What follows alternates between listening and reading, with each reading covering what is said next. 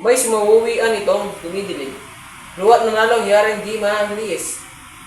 Ano pa'y matakbo yaring isip-isip na kung lumakad pa'y palaging pasulit.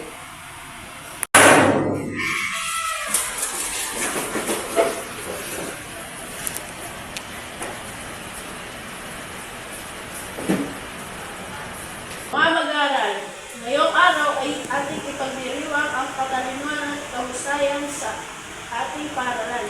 Mayroon tayong isang mag-aaral na tunay na dapat tularan. Si Adolfo, anak ng Conde Sereno, ay tunay na hinahangaan sa kanyang galing. Lupore! Sa dinanadaong madlampag na sawi, kaparis kong lahat. Kasadalay anak, Sheikh Adolfo ang anak ng Conde Sileno, matayog kababayan. Pinagtatakan ng buong eskwela bay ni Adolfo ang ipinakikita. Di ko malasapan ng hanging ligaya na magandang asal ng ama't ina. Kaniya'y talas ay labis ng dawak sa 2 edad 18 taong. Siya'y pongpong buhok at taksil, marunong sa lahat na magkasama. Puso ko'y ninilag ni Shay Galiwin ay kung bakit at naririmarim. Si Adolfo na may ganon din sa akin, nararamdaman ko kahit lubhang lihim. Sa isang silid-aralan, ang maestro ay nakatayo sa harapan, habang ang mga estudyante ay nakikinig kay Adolfo na nagsasalita.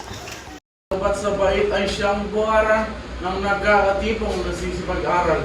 Sa gawit o galing mahinhin, mahalagang munting anino sa magagandang asal.